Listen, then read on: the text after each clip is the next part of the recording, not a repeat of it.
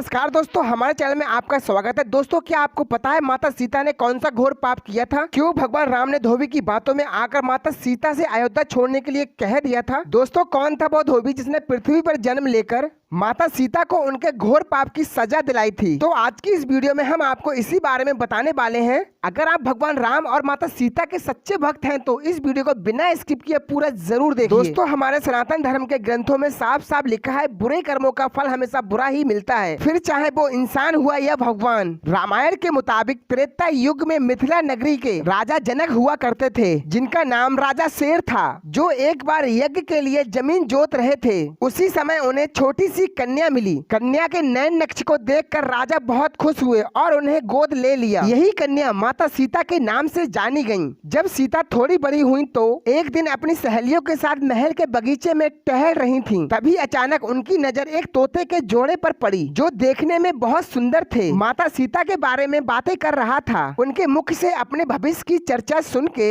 माता सीता जी को बड़ा आश्चर्य हुआ। उनमें से मादा तोता बोल रही थी कि पृथ्वी पर श्री राम नाम के चर्चित एक राजा होंगे और उनकी महारानी का नाम जानकी होगा। श्री राम देवी जानकी के साथ कई वर्षों तक राज्य करेंगे। एक साधारण तोते के मुख से अपने पति का नाम सुन के माता सीता आश्चर्यचकित हो गईं। उन्हें अपने बारे में और जानने की इच्छा हुई, इसलिए माता सीता ने अपने महल के पहरेदारों को बोलकर दोनों पक्षियों को पकड़वा लिया और दोनों से पुचकारते हुए पूछा, तुम दोनों पक्षियों को भविष्य के बारे में इतना ज्ञान कहाँ से हुआ? तब पक्षियों ने बताया कि इससे पहले हम ऋषि वाल्मीकि के आश्रम में रहा करते थे, जहाँ रोज राम और सीता के जीवन के बारे में बताया जाता है, इसलिए हमें उन दोनों के बारे में हर चीज पता हो गई है। सीता जी ने जब यह सुना तो उन्होंने सोचा कि दोनों पक्षी बहुत दिव्य हैं, क्यों ना मैं इन्हें बहला फुसलाकर अपने जीवन की सारी बातें पूछूं। यही सोचकर माता सीता दोनों पक्षियों से कहती हैं कि तुम दोनों बहुत ही ज्यादा सुंदर हो, तुम दोनों को डरने की जरूरत नहीं है, मैं तुम्हारा कुछ भी नहीं करूंगी, तुम बस मुझे ये बताओ राम कौन है, उनका विवाह जानकी से कैसे होगा? तब दोनों पक्षी बताते हैं कि महर्षि वाल्मीकि एक रामायण नामक ग्रंथ लिख रहे हैं। उन्होंने बताया कि महर्षि श्रृंगी के द्वारा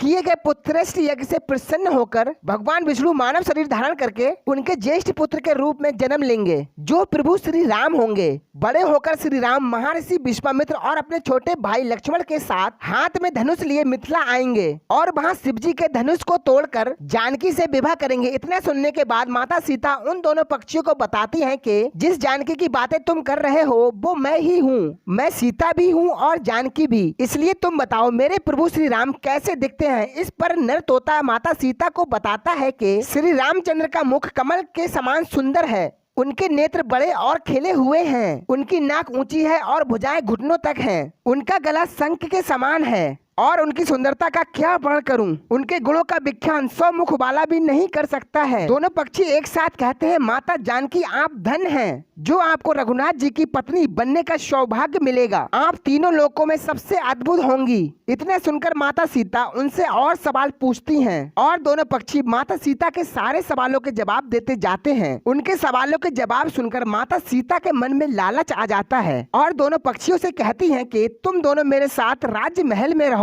इस पर नर तोता माता सीता से कहता है, मेरी पत्नी गर्भवती है, ऐसे समय में हम दोनों को जाने दो, हम दोनों एक दूसरे का वियोग सहन नहीं कर सकते हैं, इसलिए माता सीता हम दोनों को जाने दीजिए। लेकिन माता सीता ने नर तोते की एक भी नहीं सुनी। इस बार मादा तोते ने माता सीता से गिड़गिड़ाते हुए कहा, मैं गर्भवती हूँ, मुझे जाने दो, मैं अपने स्थान पर जाकर बच्चे पैदा करूंगी, फिर हम उसके बाद यहाँ पर आ जाएंगे। लेकिन माता सीता तोतों को छोड़ने के लिए तैयार न थी। तभी मादा तोते को गुस्सा आ गया। माता सीता को श्राप देते हुए कहती है, जिस तरह तुमने गर्भावस्था में मेरे पति से मुझको अलग कर दिया है, वैसे ही गर्भ अवस्था के दौरान तुमको पति वियोग सहना पड़ेगा। इतना कह के मादा तोता अपने प्राण त्याग देती है। फिर नर तोता भी अपनी पत्नी के वियोग में अपने प्राण त्याग देता है, लेकिन प्राण त्यागने से पहले माता सीता से कहता है, तुमने जो कर्म किया है उसकी सजा तुम्हें मिलकर रहेगी और तुम्हें सजा दिलाने के लिए मैं मनुष्य से भरी श्री राम नगरी अयोध्या में एक इंसान के रूप में जन्म लूंगा और मेरे ही कारण तुम्हें पति वियोग का दुख उठाना पड़ेगा। तोते की बात सुनकर माता सीता को बहुत दुख हुआ, लेकिन तब तक बहुत देर हो चुकी थी। बताया जाता है अगले जन्म में ये तोता वही धोबी था जिसने माता सीता के चरित्र पर उंगली उठाई थी, जिसके बाद प्रभु श्री राम ने माता सीता को गर्भ अवस्था के दौरान त्याग दिया था।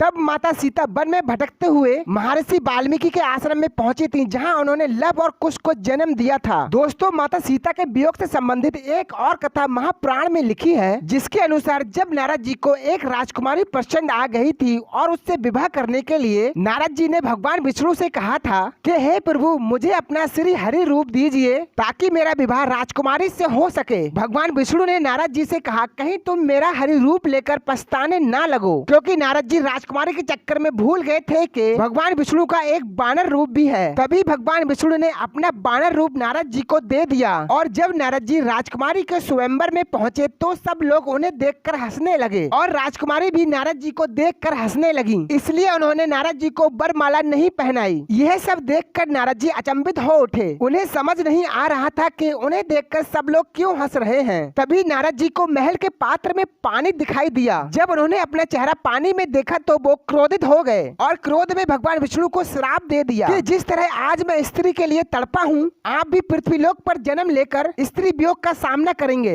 नारद जी के मुख से कठोर शब्द सुनकर भगवान विष्णु ने अपनी माया का प्रभाव समाप्त कर दिया। इसके बाद दोस्तों, भगवान विष्णु ने नारद जी से क्षमा मांगी और उन्हें अपनी गलती का एहसास हो गया। कहा जाता है नारद जी के श्राप की वजह से भगवान विष्णु को राम अवतार में माता सीता के वियोग का सामना करना पड़ा था।